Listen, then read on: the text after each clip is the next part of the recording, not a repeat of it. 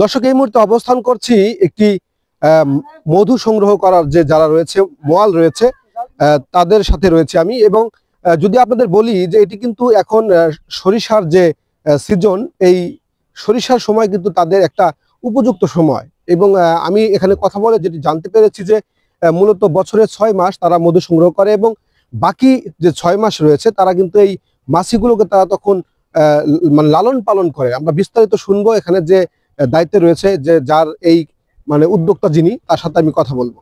আমার নাম মোহাম্মদ জুলফিকার রহমান, আমাদের বাড়ি সাতক্ষীরা জেলার সামনেপাড়া থানা। এই যে কতদিন যাবত আপনারা এই পেশার সাথে সম্পৃক্ত রয়েছেন?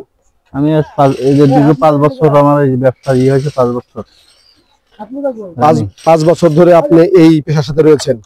আপনার আন্ডারে আসলে এই মানে এই যে মধু মানে প্রত্যেক সিজন যেটি বলেছেন যে 6 মাস আপনারা এই কাজটি করেন, এই 6 মাসে আপনার আসলে কেমন কি পরিমাণে মধু সংগ্রহ করা হয়? 6 মাসে আপনার 20-25 টন। এই মধুগুলো আসলে মানে আপনারা সেল করেন কোন কোন জায়গায় দিয়ে থাকেন? এগুলো আমাদের মধুগুলা আমাদের দেশে অনলাইন অনেক ব্যবসায়ী আছে যারা অনলাইনে মধু বিক্রি করে। ওনারা আমাদের কাছ থেকে পাইকারি নিয়ে যায়। তারপরে হচ্ছে আপনার বিভিন্ন কোম্পানি আছে, স্কয়ার, এপি, হামদাদ, এরা আমাদের কাছ থেকে সংগ্রহ করে। আর এর এলাকায় খুচরা যারা মানুষ নিতে চায় তাদেরকে দেই আর। এই যে আমরা দেখেছি মাছিগুলো আপনি লালন পালন করছেন, আপনার অন্য সময় যে 6 মাস আপনার কাজ থাকে না অর্থাৎ মধু সংগ্রহ হয় না, সেই 6 মাসে আপনাদের কেমন খরচ হয়? কেমন আমাদের এই প্রজেক্টটা মানে অক্সিজেন শেষ করে মাঠে আনতে 6-7 লক্ষ টাকা খরচ হয়। তাতে আপনার সব মিলিয়ে বছরে আসলে কি পরিমাণ আয় থাকে? এদের খরচ খরচা বাদ দিয়ে আপনার 2-4 লাখ টাকা, 2-4 লাখ টাকা ইনকাম হয় এই মেশিনটাতে। আসলে এই আমি দেখেছি যে এই মেশিনটাতে আপনি যখন এই করছেন, এই মেশিনটাতে কিন্তু আপনার এই ফ্রেমের কোনো ক্ষতি হচ্ছে না, তাই না? না, শুধু মধুগুলো বাইর হবে আর ওর ভিতরে যে ডিম বাচ্চাগুলো আছে ওইগুলো অক্ষত থেকে যাবে। বাচ্চাগুলো কোনো ক্ষতি হবে না। একটি ফ্রেমে কি পরিমাণে মানে একটি ঘরে এবং একটি ফ্রেমে কি পরিমাণে আপনার মৌমাছি থাকে? এটা আপনার তো আনুমানিক গোনার কোনো নাই, তবে এরকম 1-1.5 লক্ষ। মানে একটা ফ্রেমে বক্সের ভিতরে, মানে একটা বক্সে। হ্যাঁ। আপনার কতগুলো বক্স রয়েছে এরকম? আমাদের 2 জায়গায় আছে আপনার 170 বক্স। 170টা বক্স না?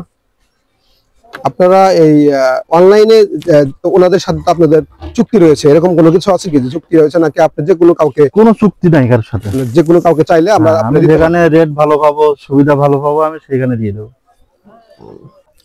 আমাদের বাড়ি লঙ্কারচর সকাল বাজারের পাশেই। আর এই ভাইরা সেই সুদূর যশোর থেকে আসে এই মৌমাছি নিয়ে, প্রতি বছরে এখানে আসে।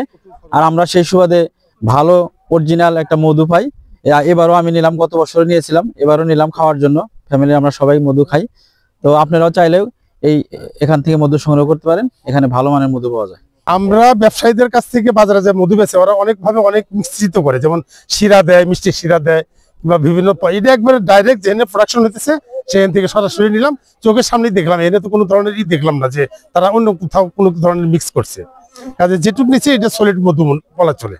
এবং আপনার এটা তো আপনার সাশ্রয়ী মূল্য দেখছি, কারণ আমরা বিশেষ করে পাইকারি এবং অনলাইনে বিশেষ করে যে মধুগুলো পাই এগুলো রেটও অনেক বেশি।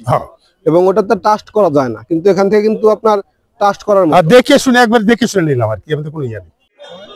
মধু চাষ করে বছরে 4 থেকে 5 লক্ষ টাকা ইনকাম করছেন এই মোয়াল। নিজের কর্মসংস্থানের পাশাপাশি আরও অনেকের কর্মসংস্থানের ব্যবস্থা হয়েছে।